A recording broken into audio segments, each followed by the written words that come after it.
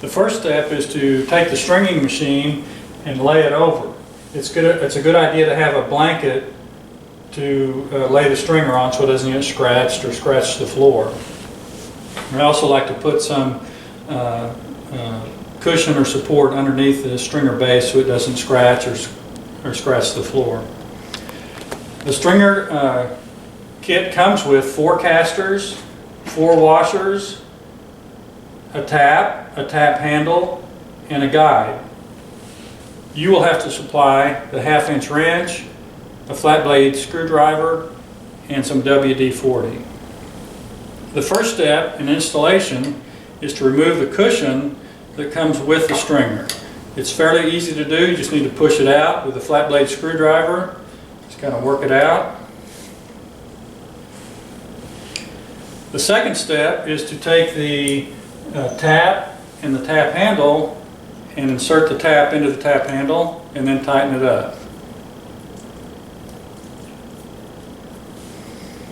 The next step is to take a little bit of WD-40, and it's a good idea to have a paper towel handy, and just spray a little bit into the inner hole. There's 2 holes. There's an outer hole and an inner hole. You're going to be tapping the inner hole, so you just want to spray a little bit. It doesn't take much.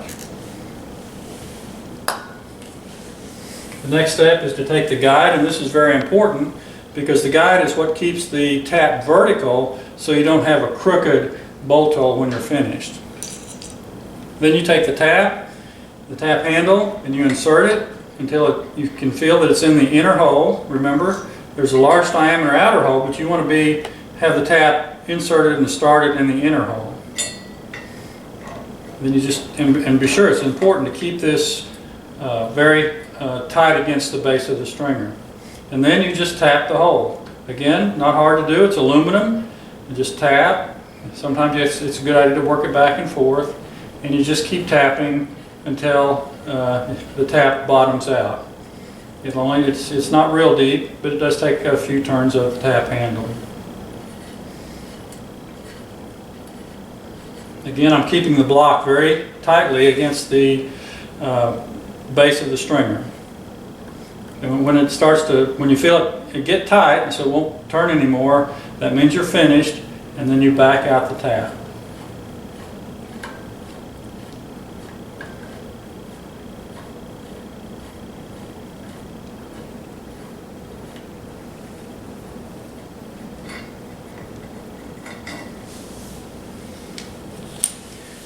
And then it's a good idea to spray some more WD-40 in there to kind of clean out because there's going to be some debris in the tapped hole, and you want to get rid of all that before you put the caster in. So it's a good idea to kind of spray it.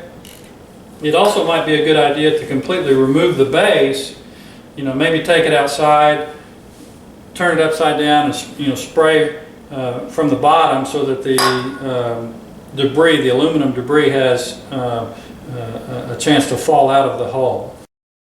Removing the base to clean out the holes is very easy. Just remove the set screw or loosen the set screw. Remove the base. It will normally stay right in position. And then I like to take it outside, take WD-40, put it inside that inner hole, and just spray a bunch of it in there so that the aluminum debris from the tapping operation will fall out onto the ground. And then just take the base and install it back on and retighten the set screw, and we're ready for the next step.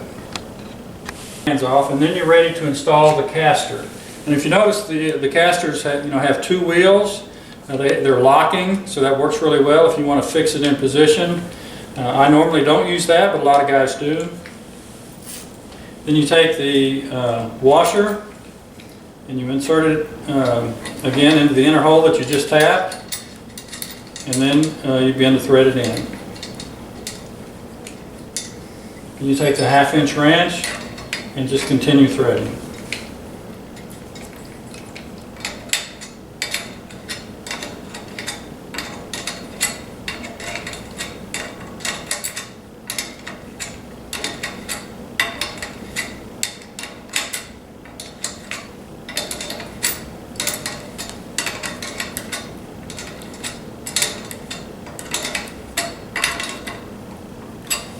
And that's it. And then you just want to tighten it up. Remember, this is aluminum, so you don't want to over tighten it, but a nice firm tightening with a wrench is good.